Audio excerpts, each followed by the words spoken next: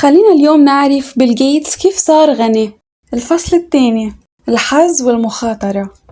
ولا شي بهالدنيا منيح أو عاطل مثل ما بيبين. الحظ والمخاطرة أخوة، الاثنين بيعكسوا حقيقة إنه كل نتيجة بحياتنا بتتأثر بعوامل غير تعب الشخص وجهده. أستاذ بجامعة نيويورك سكوت جالووي عنده فكرة مهمة كتير لازم دايما نتذكرها لما نحكم على النجاح، نجاحنا أو نجاح غيرنا. ما في شي كتير منيح أو كتير عاطل مثل ما فعليا ببين. بيل غيتس راح على المدرسة الوحيدة من مدارس العالم اللي كان فيها كمبيوتر، وقصة كيف مدرسة ليك سايد اللي حد سياتل وقت حصلت أصلا على كمبيوتر كانت قصة فعلا لافتة لحالها. بيل دوغال كان طيار بالبحرية بحرب العالمية الثانية، وبعدين صار أستاذ رياضيات وعلوم بالثانوي. كان مؤمن إنه الدراسة من الكتب ما بتكفي بلا تجربة بالحياة الحقيقية، وكمان كان واعي إنه لازم نعرف شي عن الكمبيوتر لما منفوت على الجامعة، مثل ما ذكر بول آلن الشريك المؤسس لمايكروسوفت. سنة 1968 دوغال طلب من نادي أمهات مدرسة ليك سايد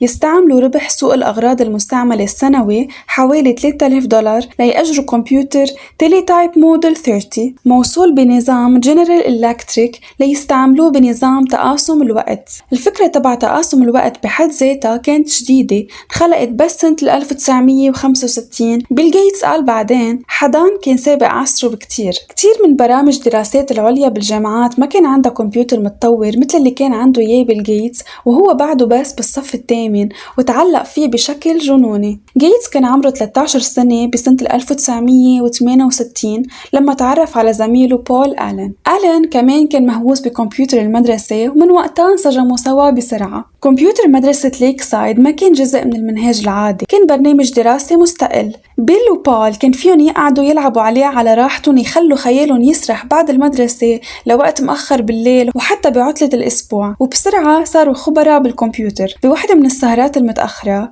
بول آلن بيتذكر إنه بيل غيتس فرجيه مجلة فورتشن وقال له: شو أولك شعور الواحد وهو بيدير شركة من شركات فورتشن 500؟ بول قال ما عنده فكرة. بيل ردله: يمكن يوم من الأيام يكون عنا شركتنا الخاصة بالكمبيوتر. اليوم مايكروسوفت قيمتها أكتر من $1,000,000,000. خلينا نعمل شوية حسابات سريعة. بسنة 1968 كان في تقريبا 303 مليون شخص بعمر المرحلة الثانوية بالعالم حسب الأمم المتحدة. حوالي 18 مليون منهم كانوا بالولايات المتحدة، تقريبا 270 ألف بولاية واشنطن، شي 100 ألف بمنطقة سياتل، ومن هول كلهم حوالي 300 بس كانوا بمدرسة ليك سايد. من 303 مليون ل 300، واحد من كل مليون طالب ثانوي كان بمدرسة عندها المصاري والرؤية إنها تشتري كمبيوتر، وبيل غيتس كان واحد منهم. وغيتس ما بيستحي يعترف بهذا الشيء. قال بخطاب تخرج المدرسة سنة 2005: لو ما كانت ليك سايد ما كان في مايكروسوفت. أكيد بيل غيتس ذكي بشكل مخيف واشتغل أكتر من غيره، وكان عنده رؤية للكمبيوتر وهو مراهق ما كان حتى كبار المدراء يفهموها، بس كمان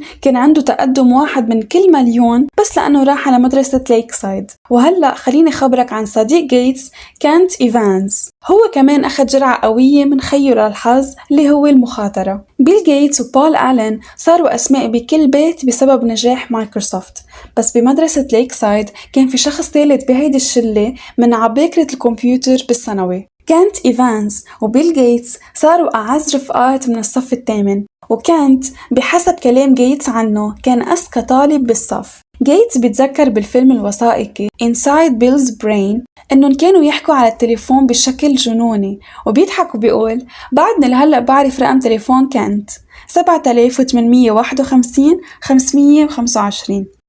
كان بنفس قوة غيتس وآلن بالكمبيوتر. مرة مدرسة ليك سايد تعذبت كتير وهي تحاول ترتب برنامج الحصص يدويا، تعقيد مش طبيعي لتوفيق مئات الطلاب مع المواد بدون تعارض. فالمدرسة كلفت بيل وكانت ولاد صغار بكل معنى الكلمة إنهم يبرمجوا حل، والبرنامج زبط. وعكس بول آلن كان يشبه بيل بعقليته التجارية وطموحه اللي ما له نهاية. غيتس بتذكر: كنت دايما شيل شنطة كبيرة مثل شنطة المحامي، كنا دايما نخطط شو بدنا نعمل بعد 5 أو 6 سنين، نصير CEOs، قديش معقول نأثر، نصير جنرالات ولا سفرة. شو ما كان الطريق بيل وكانت كانوا متأكدين إنه حيمشوا فيه سوا. وبينما غيتس عم يتذكر صداقته مع كانت صوته بخاف وبيقول: كنا أكيد كملنا نشتغل سوا، ومتأكد كنا حنروح على نفس الجامعة سوا. كانت كان ممكن يكون شريك مؤسس بمايكروسوفت مع جيتس وآلن، بس هيدا الشي ما صار أبدا. كانت مات بحادث تسلق جبال قبل ما يخلص المدرسة الثانوية، هيك الحظ فتح باب والمخاطرة سكرت باب تاني للأبد. تقريبا بكل سنة في حوالي 30 حالة وفاة بتسلق الجبال بالولايات المتحدة، يعني احتمال انه طالب ثانوي يموت بهيك حادث شي 1 من كل مليون. بيل غيتس اخذ حظ 1 من مليون لما وصل على مدرسة ليك سايد. كانت إيفانس اخذ مخاطرة 1 من مليون لما ما قدر يكمل الطريق اللي هو وبيل بلشوا فيه. نفس القوة نفس الحجم، بس شغالة باتجاهين عكس بعض. الحظ والمخاطرة أخوة، الاثنين بيعكسوا حقيقة واحدة، إنه نتائج حياتنا مش كلها ناتجة عن جهدنا الشخصي، لدرجة إنك ما فيك تآمن بالحظ من دون ما تحترم المخاطرة بنفس النسبة. الاثنين موجودين لأنه العالم معقد أكتر بكتير من إنه أفعالك تتحكم ب100% من نتائجك، وهن ناتجين عن نفس الشي. أنت شخص واحد بلعبة فيها 7 مليار شخص وعدد لا نهائي من المتغيرات. أحيانا تأثير أشياء صارت برا سيطرتك بيكون أقوى بكتير من القرارات اللي أخدتها بإيدك، بس المشكلة إنه صعب نقيس الحظ والمخاطرة وصعب نتقبلهم، كرمال هيك غالبا منطنشن. مقابل كل بيل غيتس في كانت إيفانس، شخص بنفس الذكاء والطموح بس انتهى على الجهة التانية من رولات الحياة. لما تعطي الحظ والمخاطرة حجمهم الحقيقي بتفهم انه انت عم تحكم على النجاح المالي إلك او لغيرك، ولا شي بيكون منيح مثل ما هو ببين ولا سيء قد ما ببين. من سنين سألت الاقتصادي روبرت شيلر الحائز على جائزة نوبل شو الشي اللي بتحب نعرفه عن الاستثمار وما فينا نعرفه. جاوبني: الدور الحقيقي للحظ بالنجاح. بحب هذا الجواب لأنه ولا حدا فعلا بيعتقد إنه الحظ ما له دور بالنجاح المالي، بس لأنه صعب نقيس الحظ وقلة ذوق إنك تقول لحدا إنه نجاحه سببه الحظ، فالناس غالبا بتتصرف كأنه الحظ مش عامل أساسا. إذا قلتلك في مليار مستثمر بالعالم، بالصدفة البحتة بتتوقع إنه 10 منهم يصيروا مليارديرية أغلبه بسبب الحظ؟ أكيد حتجاوب طبعا، بس إذا طلبت منك تسمي هالمستثمرين باسمهم غالبا حتتراجع. لما نحكم على غيرنا وننسب نجاحهم للحظ نطلع كأننا غيورين أو قاسين، حتى لو كلنا بنعرف إنه الحظ موجود. ولما نحكم على حالنا إنه نجاحنا أجا من الحظ، هالفكرة بتكون محبطة زيادة عن اللزوم فمنرفضها. الاقتصادي بهاشكر مازومدر فرجى أنه الدخل بين الإخوة مترابط أكتر من الطول أو الوزن، يعني إذا أنت غني وطويل، أخوك احتمال يكون غني أكتر بكتير من أنه يكون طويل مثلك. وأغلبنا بالحس الداخلي بيعرف هيدا الشي. نوعية تعليمك والفرص اللي بتنفتح بوجهك مرتبطين بشكل كبير بالوضع الاجتماعي والاقتصادي لأهلك. بس جيب لي أخين أغنياء وفرجيك شخصين ما بيعتقدوا أنه هاي الدراسة بتنطبق عليهم. الفشل كمان منسيء فهمه بنفس الطريقة. هل الشركات اللي فشلت ما تعبت كفاية؟ هل الاستثمارات الخاسرة ما كانت مدروسة منيح؟ هل المسارات المهنية اللي ضاعت سببها الكسل؟ أحياناً إيه أكيد، بس قديش؟ هون المشكلة. أي شي بيستاهل تسعى وراه ما عنده نسبة نجاح 100%، والمخاطرة هي ببساطة إنك تطلع بالجهة الخسرانة من المعادلة. ومثل الحظ تماماً، القصة بتصير معقدة ومتشابكة زيادة عن اللزوم إذا حاولنا نفصل قديش النتيجة كانت قرار واعي وقديش كانت مخاطرة. خليني أعطيك مثال: اشتريت سهم وبعد 5 سنين ما تحرك ولا راح ولا إجا. ممكن يكون أخذت قرار غلط من الأساس، وممكن يكون أخذت قرار صح عنده 80% فرصة نجاح، بس أنا وقعت بال20% السيئة. طيب كيف بدي أعرف أي وحدة هي؟ هل غلطت ولا بس عشت الحقيقة الطبيعية للمخاطرة؟ ممكن أحيانا نقيس إذا بعض القرارات كانت ذكية أو لا، بس بالحياة اليومية بالواقع نحن ما بنعمل هيك. الموضوع صعب كتير. نحن بنحب القصص البسيطة سهلة بس غالبا خادعة بشكل خطير. بعد السنين اللي قضيتهم بين المستثمرين وقادة الأعمال لاحظت شغلة واحدة: فشل غيرك غالباً منفسره إنه قراراته كانت غلط، بس فشلك أنت منعلقه على سوء حظ أو مخاطرة ما كانت بإيدك. لما أقيم فشلك أنت، أنا غالباً بفضل قصة واضحة وبسيطة، سبب ونتيجة، لأني ما بعرف شو كان عم يصير براسك. طلعت النتيجة سيئة يعني القرار كان سيء. هيدي القصة اللي بتريحني وأنا عم أحكم عليك. بس لما أحكم على حالي ببني قصة طويلة وعريضة لبرر قراراتي الماضية وبنسب النتائج السيئة للمخاطرة مش للغلط. غلاف مجلة فوربس ما بيحتفل بالمستثمرين الفقراء اللي أخذوا قرارات صح بس وقعوا بالجهة السيئة من المخاطرة، بس أكيد بيحتفل بالمستثمرين الأغنياء يلي أخذوا قرارات عادية أو متهورة وكان الحظ واقف حدهم. الطرفين قلبوا نفس العملة بس وقعت بجهتين مختلفين عن بعض. الخطير بهذا الموضوع إنه كلنا عم نحاول نتعلم شو بينجح بالمال وشو ما بينجح. مثلا أي استراتيجيات استثمار بتزبط وأي وحدة لأ، أي خطط تجارية ناجحة وأي وحدة بتفشل، كيف بتصير غني وكيف تتجنب الفقر. وغالبا بنتعلم بهالطريقة، منراقب الناجحين والفاشلين ومنقول عمول مثله وتجنب مثله. لو معنا عصا سحرية كنا عرفنا بالضبط قديش من النتائج سببها قرارات قابلة للتكرار وقديش سببها حظ ومخاطرة عشوائية ميلت الكفة لهون أو لهون. بس ما معنا عصا سحرية، معنا عقول بتحب الأجوبة السهلة وما عندها صبر كتير على التفاصيل الدقيقة، وهيك معرفة الصفات اللي لازم نقلدها أو نتجنبها بتصير موجعة وصعبة. وهلأ خليني خبرك قصة تانية عن شخص مثل بيل جيتس نجح نجاح ضخم بس صعب نحدد إذا نجاحه كان مهارة أو حظ أو الاتنين سوا. كورنيليوس فاندربيلت كان مخلص سلسلة صفقات ليكبر فيها إمبراطورية سكك الحديد تبعه. واحد من مستشارينه قرب عليه وقال له إنه كل صفقة وافق عليها بتخالف القانون. قال له فاندربيلت: أو ماي جاد يا جون، عجد مفكر فيك تشغل سكك حديد حسب قوانين ولاية نيويورك؟ أول فكرة أجت ببالي وأنا عم بقرأ هيدا القصة كانت هيدا التفكير هو السبب اللي خلاه ينجح لهيدي الدرجة. القوانين بوقتها ما كانت مهيئة لسكك الحديد، ففاندربيلت قال بمعنى آخر همه القوانين ومشي عكيفه، وفعلا نجح نجاح خرافي. وهون الإغراء، منبلش نشوف استخفافه بالقانون اللي كان معروف وضروري لنجاحه كأنه حكمة عبقرية، رجل جريء ما خلى شي يوقف بوجهه. بس قديش هالتحليل خطير، ولا إنسان عاقل بينصح بارتكاب جرائم فاضحة كصفة ريادية. سهل نتخيل القصة عم تخلص بشكل مختلف تماما خارج عن القانون وشركته الناشئة بتنهار بقرار محكمة. وهون المشكلة، فيك تمدح فاندربيلت انه تحدى القانون بنفس الحماس اللي فيك تنتقد فيها انرون انه عمل نفس الشيء. يمكن واحد حالفه الحظ وهرب من ايد القانون والتاني وقع بالجهة الغلط من المخاطرة. جون دي روكفيلر قصة مشابهة، تجاوزه المتكرر للقوانين لدرجة انه قاضي وصف شركته مرة انها منا احسن من حرامي عادي.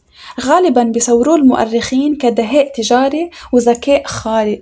يمكن هيك كان، بس أيمتى القصة بتتحول من ما خليت القوانين القديمة توقف بوجه الابتكار إلى أنت ارتكبت جريمة. وقديش بدها القصة تتغير شوي لتتحول الرواية من روكفيلر عبقري تعلم من نجاحه إلى روكفيلر مجرم تعلم من فشله التجاري. ولا شي تقريبا. ليش لا أهتم بالقانون؟ قال فاندربيلت مرة: شو ما عندي قوة؟ كان معه القوة وزبطت معه فعلا. بس سهل نتخيل هالجملة تكون آخر سطر بقصة نهايتها مختلفة تماما. الخط الفاصل بين الجرأة والتهور رفيع كتير، ولما ما نعطي الحظ والمخاطرة قيمتهم الحقيقية غالبا ما منشوف هيدا الخط أصلا. بنجامين جراهام معروف انه واحد من اعظم المستثمرين بالتاريخ، بيو للاستثمار القيم والمعلم الاول لوارين بافيت.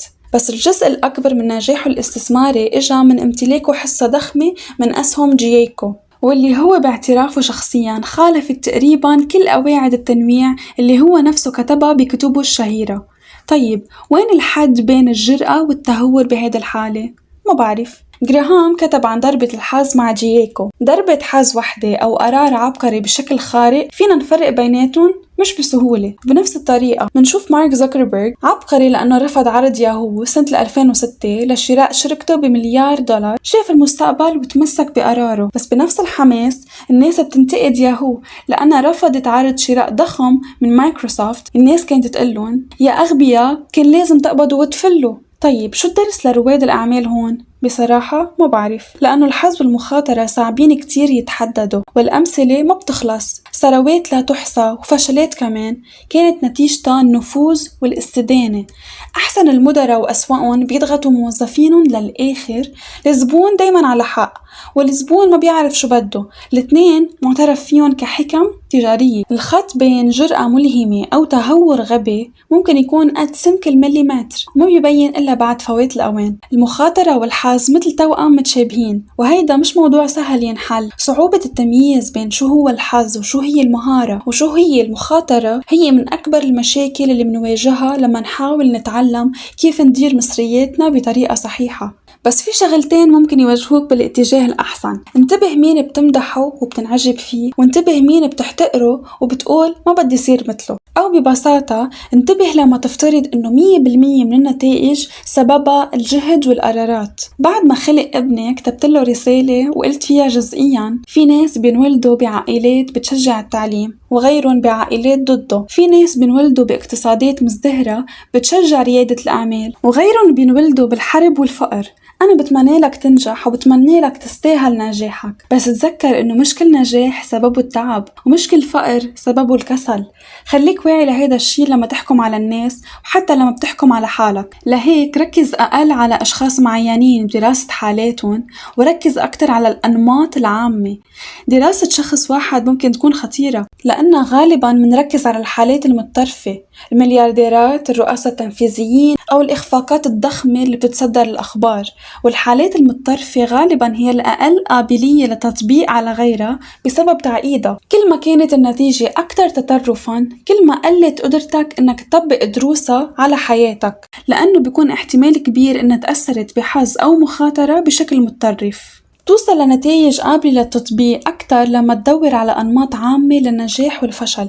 كل ما كان النمط شائع أكتر، كل ما زادت احتمالية إنك تقدر تستفيد منه بحياتك. محاولة تقليد نجاح وارن بافيت بالاستثمار صعبة، لأنه نتائجه متطرفة لدرجة إنه دور الحظ بأدائه على مدى حياته غالبا كان كبير، والحظ مش شي فيك تقلده بشكل موثوق. بس إنك تفهم مثل ما رح نشوف الفصل السابع إنه الناس اللي عندها تحكم بوقتها غالباً بتكون أسعد بحياتها. هيدي ملاحظة عامة وشائعة كفاية إنك تقدر تعمل شي على أساسها. مؤرخي المفضل فريدريك لويس آلن قضى مسيرته المهنية وهو بيوصف حياة الأمريكي العادي، كيف كانوا يعيشوا، كيف تغيروا، شو كانوا يشتغلوا، شو كانوا يتعشوا إلخ. في دروس أهم وأقرب للواقع بهيدا النوع من الملاحظات العامة أكتر بكتير من دراسة الشخصيات المتطرفة اللي عادة بتسيطر على الأخبار.